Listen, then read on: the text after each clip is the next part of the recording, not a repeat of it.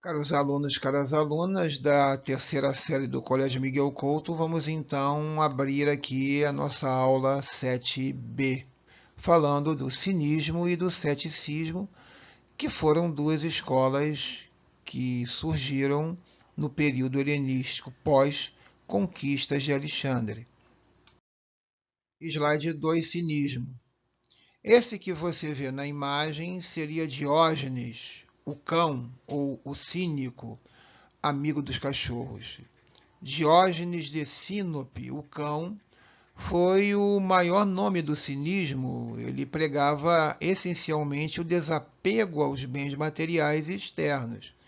O personagem que melhor caracterizou a escola cínica, sem dúvida, que em pleno dia andava pelas ruas de Atenas com uma lamparina acesa dizendo: procura o homem virtuoso e justo, se referindo nitidamente a um dos seus adversários filosóficos, Platão.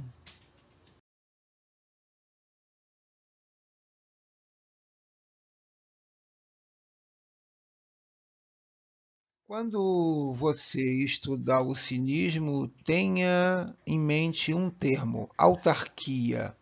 Para o pensar do grego helenizado, o indivíduo estaria agora livre diante de si mesmo. O homem agora torna-se o único artífice do seu valor e do seu destino, sendo apenas do seu ser individual, interior, psicológico.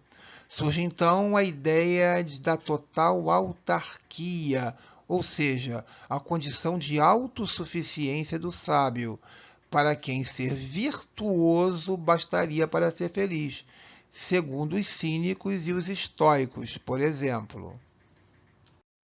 No slide 4 você vê aí uma sequência, né? Antístenes funda o cinismo, foi discípulo de Sócrates, e fundou o cinismo por volta de 400 a.C.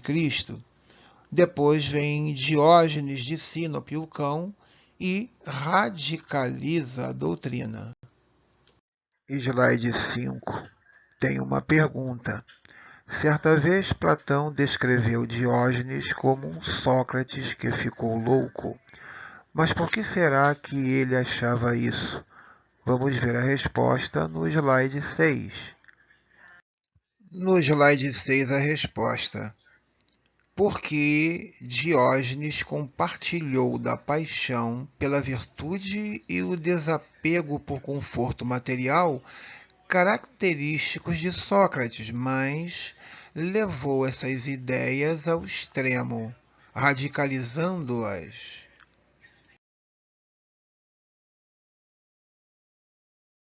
Slide 7. Diógenes carregava uma lanterna durante o dia, dizendo: procura o homem virtuoso e justo, claramente um deboche a Platão. No slide 8 você vê o esquema mostrando como Diógenes aconselhava, né, as referências feitas pelos cínicos. O homem deveria libertar-se das normas sociais, dos costumes culturais, da subserviência política. Slide 9. Riqueza, poder e status social seriam para Diógenes e os cínicos futilidades, alimento para mentes inferiores. Um homem é rico em proporção às coisas que pode dispensar.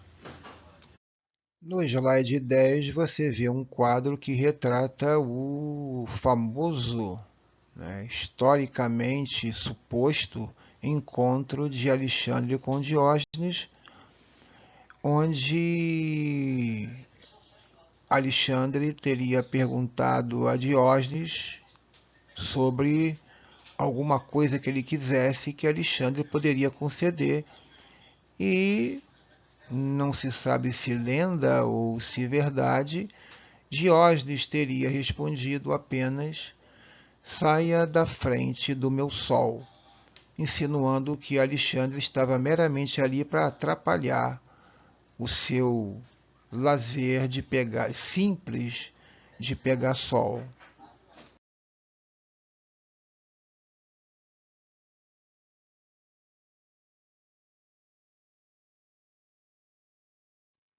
O slide 11 retrata o conceito de autarquia e ascetismo.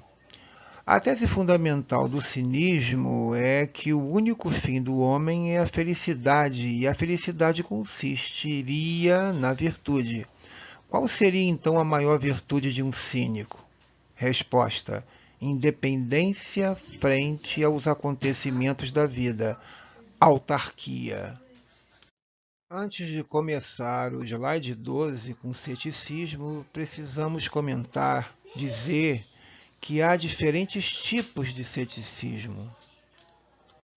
Os céticos podem ser pessoas que gostam de manter o juízo em suspenso até o último momento possível antes de tomar uma decisão. Um cético também pode ser uma pessoa que desconfia das visões convencionais sobre, por exemplo, religião, política, moral, ou ainda uma pessoa que desconfia de qualquer tipo de autoridade constituída.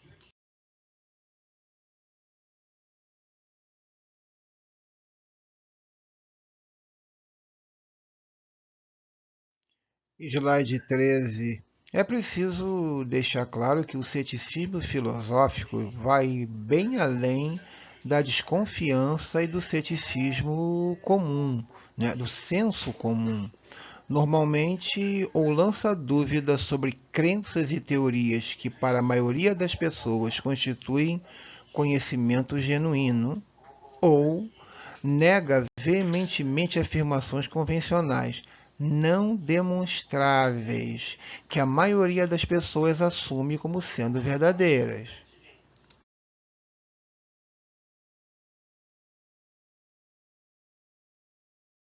Slide 14. Como toda religião é dogmática, os céticos não foram bem vistos pelos sacerdotes da antiguidade e mesmo depois dela.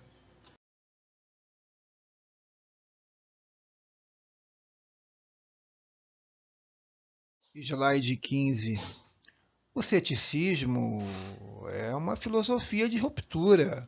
Seu criador, Pirro de Élida, foi um soldado que participou da histórica campanha de Alexandre o Grande, da Macedônia até a Índia.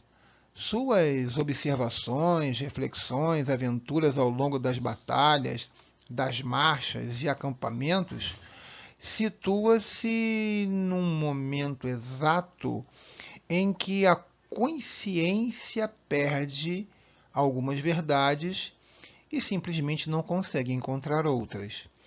Pirro teria chegado ao marco zero da verdade.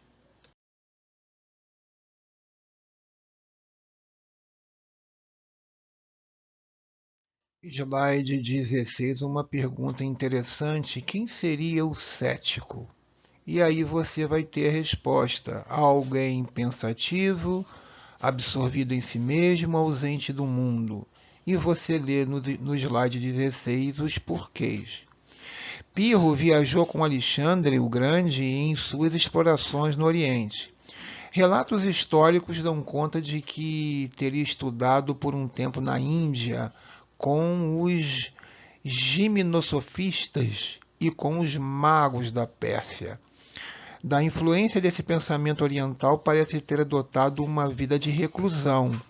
Quando voltou a Elis, sua cidade natal, viveu pobremente, mas foi muito reconhecido pelos habitantes da sua cidade natal e também pelos atenienses, que até lhe concederam cidadania. Suas doutrinas são conhecidas principalmente pelos escritos satíricos de seu pupilo Timon, o Silógrafo.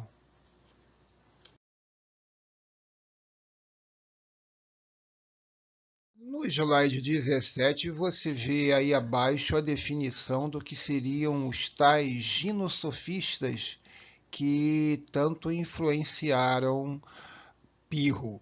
Também vi aí 3 contextos, né, pelos quais talvez os céticos tenham tomado a posição radical que tomaram. Segundo o texto empírico, no dia a dia, o cético deve seguir 4 direções essenciais. Primeira, os sentidos, que são os desígnios dados diretamente pela natureza.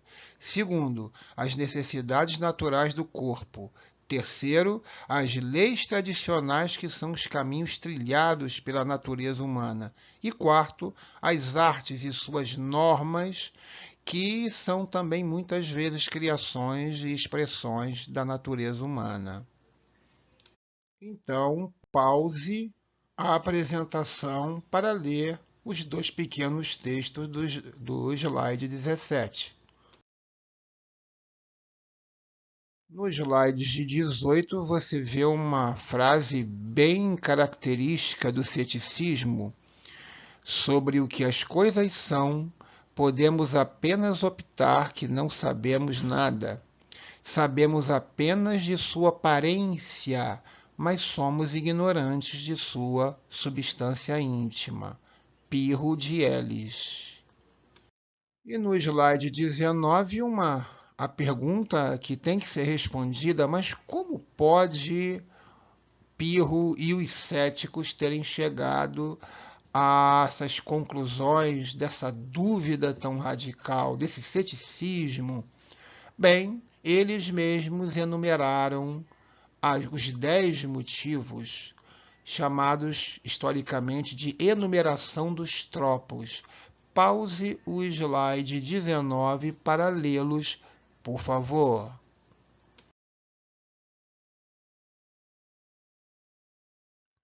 Slide 20, nós fechamos então dizendo o seguinte: ter um pouco de senso crítico e investir um mínimo de ceticismo é uma atitude racional, que não significa necessariamente abandonar todas as suas crenças pessoais, como nos diz o professor Paulo Lee. O ceticismo moderno é um movimento filosófico e moral que objetiva colocar em dúvida tudo aquilo que não pode ser ainda comprovado pela ciência ou deduzido através da lógica. Por favor, não esqueça isso ao considerar a escola cética. E, finalmente, pause o slide 20 para ver aí, ler as considerações finais, por favor.